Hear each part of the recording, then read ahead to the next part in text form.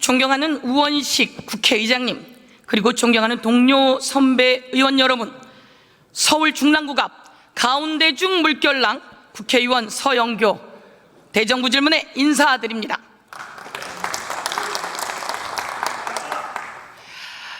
나라가 너무 힘듭니다. 국민이 너무 고통스럽습니다. 대통령을 잘못 뽑았습니다.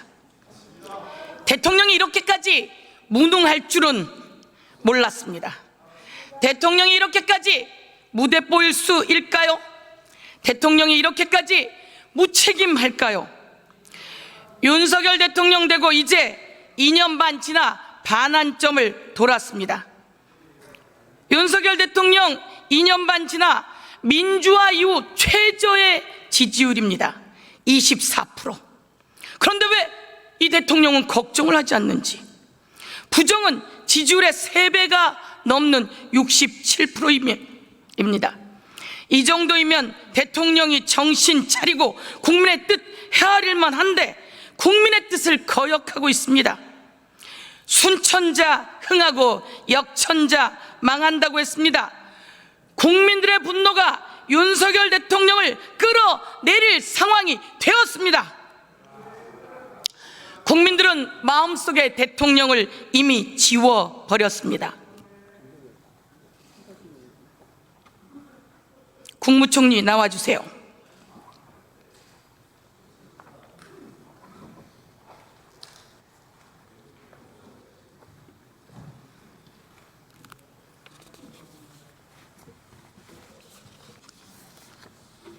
안녕하십니까? 네, 안녕하십니까? 대통령이 생각보다 못하지요?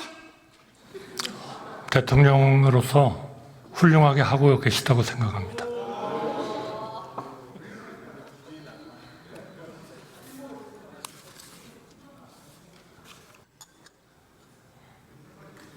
지난해 세수평가는 얼마였습니까?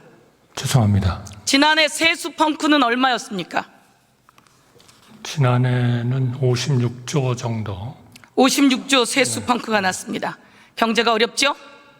경제가 어렵죠? 경제는 회복되고 있습니다. 경제가 어렵죠? 회복되고. 작년엔 세수평가 56조, 올해는 세수평가가 얼마라고 예측되고 있습니까? 글쎄요, 내일 경제 쪽에서 얘기를 하겠습니다만은 한 30조 정도 되지 않나 이렇게 저는 들은 것 같습니다. 그렇습니다. 정확한 숫자는 지난해엔 56조, 올해는 30조 더 늘어날 가능성이 높다고 합니다. 경제가 이렇게 어려워졌는데 대통령이 경제 잘합니까? 윤석열 대통령 경제 잘합니까? 제가 말씀드릴게요. 우선 민생은 아직 어렵습니다. 그러나 경제의 위기를 지난 2년 동안에 극복하고 우리 경제를 회복시키고 그리고 앞으로의 잠재적 성장률을 높이기 위한 개혁의 바탕을 마련했다 이렇게 생각합니다. 어느 정부도 그렇게 하기 쉽지 않습니다. 자, 국무총리가 그런 생각을 하면 안 되죠. 아닙니다. 대통령이 잘못하면 총리라도 정신을 차려야죠. 그건 올바른 국무총리 이거 방향으로 가고 보세요. 있는 겁니다. 네. 코로나 때도 이렇지 않았어요. 코로나를 거쳐오면서 문재인 정부가 흑자를 냈어요. 그런데 윤석열 정부가 경제를 다 망가뜨렸어요. 작년에 56조 세수펑크가 나고 다 망가뜨리고 나서 조금 나아졌다고 하는데 올해도 30조 세수펑크예요. 그런데 나아졌다고 합니까? 대통령이 정신을 못 차리고 경제를 못 챙기면 총리라도 경제를 챙기고 정신을 차리고 국민 앞에 잘못됐다고 하고 대책을 만들어야 되는 거 아니겠습니까? 대책을 만들었기 때문에 우리가 2%로 인플레가 내려가고 올해 2.5% 성장을 하고 770억 불 경상수지 흑자를 내고 그리고 고용률은 역사상 가장 높은 고용률, 특히 25세부터 29세까지 72.3%의 고용률을 보이고 정신을 있습니다. 아직도 못 차리고 있군요. 아닙니다. 민생은 어렵습니다. 현장이 민생이 고통스럽다는 걸 모두 다 느끼고 있는데 그 어려운 코로나 때보다도 더 못하다는데 왜 이렇게 엉뚱한 소리를 해야 되죠? 내가 기재위를 2년 동안 했어요. 그러는 동안 매번 하는 이야기가, 기재부 장관의 이야기가 그거예요. 의원님 좀 나아집니다. 나아지기는 뭐가 나아졌다는 겁니까? 자, 제가 하나 질문할게요. 화면 한번 틀어봐 주세요. 대통령이 경제도 못 살리고 대통령이 잘하는 게 없어요. 김건희 여사 발언 한번 틀어봐 주세요.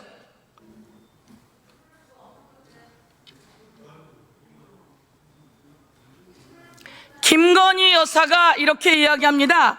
우리 남편은 바보야. 우리 남편은 내가 챙겨주지 않으면 아무것도 못해. 우리 남편은 바보다? 내가 다 챙겨줘야지. 뭐라도 할 수 있는 사람이지. 저 사람 완전 바보다. 한번 보세요. 저 누가 한 말입니까? 제가 한 말입니까? 의원님, 저 말이 왜 이렇게 입에 착착 달라붙는 거예요? 의원님. 저 말이 시중에 모든 사람이 하는 말이에요. 의원님, 우리 남편은 바보다. 내가 다 챙겨줘야지. 뭐라도 할 수 있는 사람이지. 저 사람 완전 바보다. 김건희 여사는 왜 저런 이야기를 하는 겁니까? 의원님께서는 남의 가정에서 일어나는 일을 그렇게 열심히 공부하십니까? 아니, 저는 이해하기가 어렵습니다.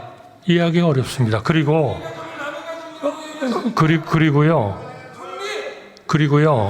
자, 보세요. 도대체 경제가 무조건 어렵다. 네, 제가 말씀드렸습니다. 자, 제가 민생은 아직 완전히 회복 안 됐습니다. 그러나 어느 나라의 경제를 그러면 평가할 때 더 잘하겠습니다. 성장이 잘 되고 물가가 안정되고 국제 수지가 흑자가 되고 그리고 고용이 되면 그것이 그래도 그 경제는 선방하고 있는 거지. 그게 못하는 겁니까? 온 세계 경제가 좋아졌어요. 그런데 온 세계가 대한민국은 회복되고 있다고 얘기를 하고 있는 겁니다. 온 세계가 그렇게 얘기를 하고 있어요. 팩트 체크를 해줄게요. 온 세계 경제가 좋아졌어요. 그런데 대한민국만 나락으로 떨어졌어요. 다 윤석열 대통령과 총리가 잘 못하는 겁니다. 아닙니다. 제가 그거는 완전히 잘못된 오도된 통계예요. 말씀해 보시죠. 제가 말씀드리겠습니다. 어떤 통계입니까? 국민은 대통령을 뭐라고 이야기합니까? 아니, 어떤 통계입니까? 국민이 대통령을 어떤 통계가 전 세계가 대한민국을 엉터리라고 합니까? 총리, 지난해 전 세계 경제 성장 지수는 2.6까지 가고 있었어요. 올해는 그런데 2.6%잖아요. 우리나라 경제 성장이 몇 가지 찍었습니까? 올해는 2.6%잖아요. 우리나라 경제 성장 아니, 몇 가지 찍었어요? 작년 한 해 가지고 먹고 삽니까? 올해 초반에 이러다가 지금 떨어지고 아니, 작년 한 해 가지고 먹고 살아요? 이 사람이 올해 2.5%죠? 내년에 2.2%죠? 잠깐만요. 아니, 저는 윤석열 대통령 되고 얼마 지났어요? 자, 잠깐만 중단하시죠. 잠깐만 중단하세요. 지금 이 자리는 대정부 질의하는 자리입니다. 의원들이 나오셔서 대정부 질의를 하고 대정부 질의하고 답변자인 국무위원은 나와서 질의에 답변하는 겁니다. 이게 이렇게 되면 좀 얘기 들으세요. 이렇게 되면 서로 질문도 격해지고 답변도 격해져서 답변하는 분이 오히려 질문을 하고 이렇게 되면 이게 대정부 질의가 안 됩니다. 질문자가 질의를 하면 그것을 잘 듣고 답변하시고 그렇게 하시는 게 옳습니다. 네, 주의해 주시기 바랍니다. 자, 그만하세요. 총리가 저한테 질문하는 사람이에요. 그리고 저는 민심을 전하는 사람이에요. 어려워요. 힘들어요. 국민이 의료대란 때문에 죽어가고 있어요. 그런데 총리가 그렇게 답변하면 됩니까? 그리고 저에게 질문을 합니까? 총리 그러시면 안 되죠. 이런 날만큼은 총리가 듣고 그 민심을 해결할 대책을 세워야죠. 근데 총리는 무슨 생각을 하고 나오신 거예요? 그러시면 안 됩니다.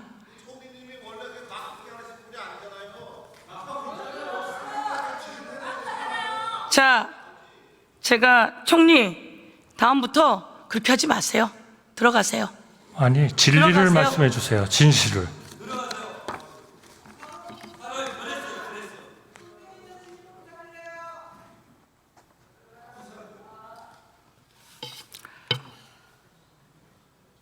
여러분, 대통령 윤석열 대통령 되고 대한민국이 너무 어려워요. 이렇게 어려운데 아니라고 하면 되겠습니까? 그러려면 뭐하러 국무총리 합니까? 대책 세우고 방안을 세워야죠. 그리고 얘기를 들어야죠. 박성재 장관 나와 주십시오.